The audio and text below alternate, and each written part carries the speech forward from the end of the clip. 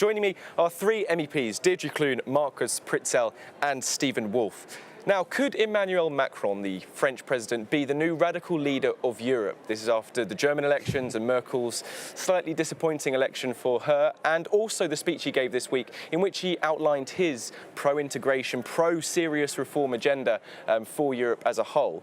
Perhaps, Marcus, let's start with you. What do you say is Europe's reaction to that speech in general? Well, it's obvious that he wants to be sort of what Angela Merkel was, but I think he's not capable of that. He's not capable of even leading his own country. That's obvious as well.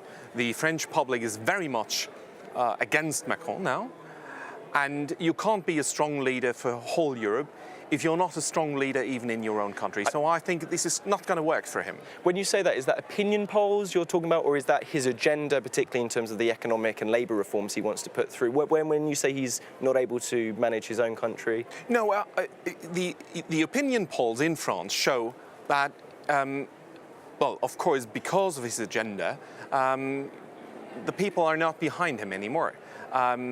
So I can't think of any kind of situation where he can be a strong leader of Europe, because everybody knows that he's a huge problem in his own country. You don't even know if he's going to be a president for 5 years. And would you say that's Europe's view? They look at it as saying, well, yeah, it was an ambitious speech, but it's really fundamentally going nowhere when you actually implement the sort of realistic politics of the whole situation.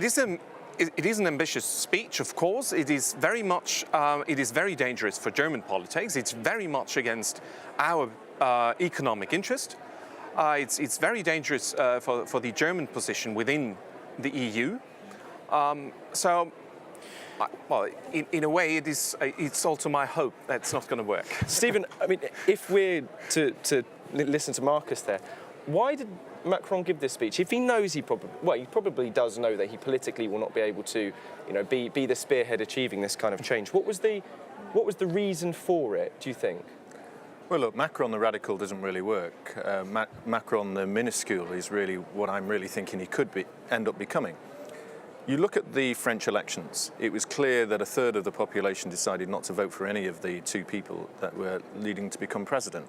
There was a great belief that Macron wasn't this radical, but was really someone that was being pushed by a political elite, not only in France, but also as the favourite of the European agenda from across Europe. And so the need now is to try and keep pushing that agenda forward in the minds of people. So much in politics, sometimes when you set out a speech, it is not necessarily the view that you want to achieve all of that, but it's about getting the momentum going and the agenda continuing. So I suspect that his view is to say, we've lost a bit of strength in Merkel, but don't worry, we're still there with you, we're battling alongside you, and we're going to push this agenda, because remember, we heard that the week before in the State of the Union address here in the Strasbourg Parliament from the President of the Commission, Jean-Claude Juncker. And in terms of, I mean, if talk about the substance of what he said, we talked about building an economically sovereign powerhouse able to compete with particularly China and the US, but also a lot of the defence elements of it was wanting to compensate for what the perception is of the US becoming less powerful in Europe in terms of defence. Deirdre, yeah. I mean, do you see Macron as a sort of potential pan-European leader? Do you take the sort of... No, I don't. I take the view similar to Marcus, really. I mean, when you look at him politically, though he's standing at home in France, I mean, it doesn't stack up. He doesn't have the support. In fact, he didn't do very well in the Senate elections last week. And so I think that's opinion polls or no opinion polls, that's the real measure. So he didn't do well in the polls. And so I think, I can see this has been knocking around for some time, the great Merkel, Macron leadership. But I think, people see what he's proposing. It's not really on the European agenda, and there will be a lot of opposition, particularly where I come from in Ireland, about a Eurozone finance minister and a separate parliament of Eurozone members. We have taxation anyway is a matter for member states, so really I think there'll be a lot of pushback from that point of view. And that's the point I wanted to get on particularly with you, because when we were in Strasbourg and we were responding to the State of the Union address by Jean-Claude Juncker, We had someone on from Ireland, a Sinn Féin member, who made it very clear that despite being very pro-European in outlook, he did not find the concept of a European finance minister acceptable and far more sort of assertive EU policies. So would you say that the whole idea put forward here, the concept, is fundamentally going to be going nowhere because it would be fought off by member states within? Particularly member states. Taxation is it's a no-go area for a lot of member states. Now, I know he referred to corporation tax would be within a certain boundary or within a barrier below a minimum and a maximum. But I think there will be a lot of pushback from member states. And we had this discussion in Ireland on a number of occasions because we've had a number of referenda, because our constitution requires us to do that on European issues, particularly on the Lisbon Treaty, Stability Treaty, and the issue of taxation.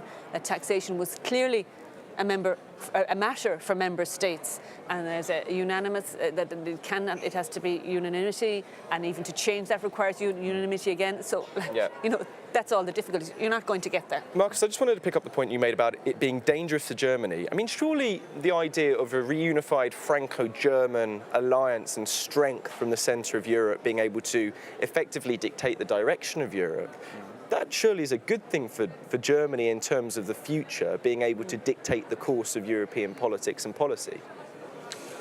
Well, first of all, I don't believe that dictating anything is a good type of doing politics anyway. Do you see that as what it would be, a strong Franco-German partnership? No. Well, it's not a Franco-German partnership. It may be a Macron-Merkel Europe, but this doesn't mean it's good for the French people. It doesn't mean it's good for the German people. It doesn't mean it's good for German economy, especially. And I think it is very dangerous. Since decades, we've seen a strong Franco-Allemand alliance in the EU. But if you look at the institutions in the European Union, the institutions are very much like the French institutions. They are not like the German institutions. It is the French who have always dictated the institutions. And we've been part of it, but we've not defended our German national interests in it. Surely Germany, though, it was dictation economically, from France. Germany is incredibly strong in terms of European policy. Yes. I mean, the economy is obviously an essential part of European politics and what basically happens in Europe. Yeah, well, economically we are strong, but we are funding all the deficits in the southern European states.